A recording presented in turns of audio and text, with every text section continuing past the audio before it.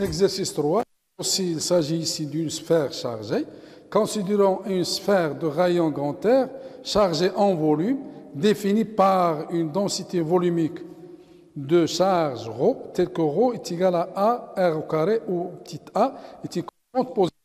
En utilisant la symétrie et l'invariance précisée, le système de coordonnées le mieux approprié, les coordonnées éventuellement nulles dont dépendent le champ E, les composantes éventuellement nulles du champ E. Donc pour cette partie, c'est la même chose que celle de l'exercice précédent. Donc ce n'est pas la peine de le refaire. Donc je passe directement au deuxièmement. Donc calculer le vecteur champ électrostatique créé par la sphère en tout point de l'espace. En déduire le potentiel V en tout point de l'espace. Tracer l'évolution du module de champ E et du potentiel en fonction de petit r. Commenter les deux coups. Vérifier que le potentiel V satisfait bien l'équation de Poisson en tout point de l'espace. On donne si V ne dépend que de R, le Laplacien de V est égal à 1 sur R carré, dérivé par rapport à R de R carré, D de V par rapport à D de R. Donc, on a bien ici une sphère qui est chargée en volume. Donc, on a ici notre sphère de centre O et de rayon grand R, qui est chargée par une distribution volumique constante. Okay? Donc, vous avez ici votre X, Y et Z. Donc, EX ici, EY et EZ. Okay? On vous demande de calculer le vecteur électrostatique créé par la sphère en tout point de l'espace. Okay? Donc, on a ici une symétrie sphérique, par raison de symétrie, on a ici ER, hein, c'est comme l'exercice précédent, donc premièrement, donc on a ER est égal il ne dépend que de R porté par ER. Okay? Pour un point dans l'espace, par exemple, je vais prendre mon M ici, hein, une remarque, il ne faut jamais prendre M dans une jonction entre deux régions. Il faut toujours sortir de la région. Okay? En ce point-là est là comme coordonnée ici θ. Okay? Ici, vous avez phi. Okay? On a ici euro, okay? E phi et EZ. On a ici euro, ER, okay, Eθ et E phi. Okay. Donc, on va appliquer ici le théorème de Gauss, deuxièmement. Théorème de Gauss. Donc, choix de surface de Gauss. Donc, surface de Gauss. Il faut choisir des surfaces de Gauss qui sont parallèles, collinaires, ou bien ils sont perpendiculaires à notre champ électrostatique. On sait que le champ électrostatique est porté par ER. Donc, ER, il est dirigé dans ce sens-là. Hein, puisque ρ, il est supposé positif. Donc, il est dirigé dans ce sens-là. Donc, ça, c'est E, en point M. OK, est égal à ER, dirigé vers le vecteur unitaire ER. Donc, la surface de Gauss, il faut choisir des surfaces qui vont contenir le point M et où on aura un champ qui est constant en module. Okay? Puisque E ne dépend que de petit r, pour que E soit constante, il faut que R est égal à une constante. Donc la surface la plus appropriée, c'est la surface qui a ici une petite r qui est constante. Donc il s'agit bien ici d'une surface, d'une sphère de rayon petit r. Donc c'est une sphère de centre O et de rayon petit r. Donc ça, la surface de Gauss. Dans cette surface, on a E. R est égal à une constante puisque le rayon de cette sphère est égal à une constante, est égal à petit r. Et ER est collinéaire à la surface de Gauss. hein, puisque la surface de Gauss, hein, surface élémentaire de Gauss, c'est cette surface-là. Ça, c'est R d θ, et ça, c'est R sinus θ d phi. Okay? Donc, j'applique le théorème de Gauss, donc le flux est égal à le flux à travers une surface fermée, hein, surface de Gauss ici.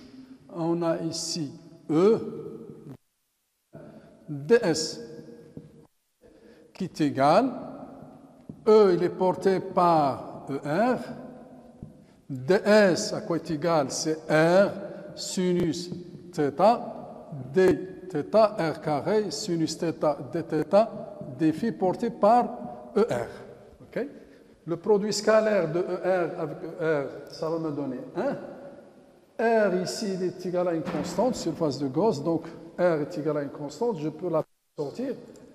En dehors, donc il va me rester ici R au carré, E de R, l'intégrale de surface de sinus θ dθ d phi. D phi varie de 0 à 2π, et θ varie de 0 à π.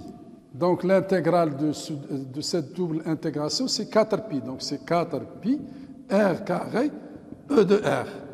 Donc ça, c'est le flux. Donc on a trouvé que le flux est égal à 4π, R carré, ER.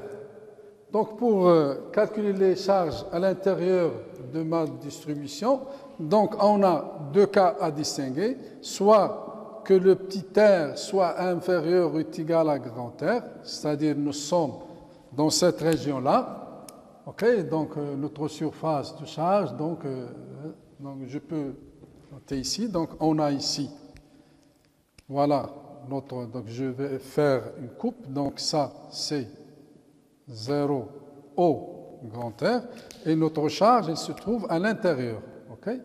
Donc c'est cette surface-là, donc les charges à l'intérieur, c'est compris entre 0 et petit r. Dans ce cas-là, on a Q intérieur est égal à triple intégrale de ρ d taux. Et l'intégrale se fait sur ce volume-là, volume de charge. Okay? Volume de charge est égal. Ρ à quoi est égal? C'est A R au carré. Donc il est positif, donc est égal à R au carré qui est positif. D taux est égal à R carré D de R, donc c'est R carré D de R, sinus θ dθ d phi. Okay? Volume de charge, okay? Qui est égal à, c'est une constante, donc je vais la faire sortir ici, l'intégrale de R4 d de R, l'intégrale ici c'est entre 0 et petit r, 0 et petit r, ok, sinus θ dθ, θ ça varie entre 0 et pi, et enfin l'intégrale de d phi qui varie entre 0 et 2π. Donc, est égal à A, l'intégrale de ça c'est R5 sur 5, ça c'est 2 fois 2π, c'est 4π. 4π. Ok? Donc, ça, je vais noter ça 2 et ça 1. Donc 2 dans 1, 2 dans 1, il va me donner que le flux à quoi est égal? Le flux est égal à Q intérieur sur ε0, ce qui implique le flux est égal à R au carré E de R, okay, qui est égal à 4π à R 5 cinquième. Okay. Je peux ici simplifier par 4π, okay, sur 4π, et R carré, il me reste ici R3. Il me reste ici R3, bien sûr, ici divisé par ε0, ce qui implique E R est égal à R3 sur 5 ε0 porté par ER. Donc AR 3 sur 5 epsilon 0 porté par ER. Hein? Le dernier cas, c'est pour R supérieur est égal à grand R. Dans ce cas-là, Q intérieur est égal à triple intégrale volume de charge. OK? Rho dV. Dans ce cas-là, on a notre sphère qui est chargée, okay, qui correspond à R. Notre surface de Gauss est située à l'extérieur. Donc ici, la surface de Gauss est différente à la surface de charge. Okay? Et j'intègre ici entre 0 et grand R. Cela, il va me donner, okay, donc l'intégration est égale à l'intégrale entre 0 et grand R de R4 d de R, sinus θ dθ entre 0 et pi, l'intégrale dφ entre 0 et 2π, qui est égal à R5 sur 5 4π. Okay? Donc ça c'est l'équation 3. Dans l'équation 1, qu'est-ce qu'il va me donner? Il va me donner que le flux est égal à 4π epsilon 0 est égal à 4π R carré E de R est égal à 3 est égal à R5 4π à R5 sur 5. OK? Epsilon 0. OK? Cela, donc je peux simplifier par ça. Il va me donner que mon champ électrostatique E, R dans ce cas-là, est égal à R5 sur 5 epsilon 0 R au carré, porté par le vecteur unitaire ER. Donc, on a déterminé les champs. Donc, maintenant, je passe à calculer, troisièmement, en déduire le potentiel en tout point de l'espace. Donc, troisièmement, on a E est égal à moins un gradient de V. Automatiquement, ici, on a V est égal à moins l'intégrale de E d de R. Okay? Donc, dans le cas où on a R est inférieur à grand R, inférieur est égal à grand R, on a le champ est égal à ça. Donc, on a V est égal à moins l'intégrale de quoi? De A R 3 sur 5 epsilon 0. Ce qui implique que V à quoi est égal à moins A R4 sur 4 c'est-à-dire, fois 5, c'est-à-dire 20 epsilon 0 plus une constante K1. OK? Pour R supérieur est égal à grand R, on a le potentiel V est égal à moins l'intégrale de A R5 sur 5 epsilon 0 R au carré, ici dr.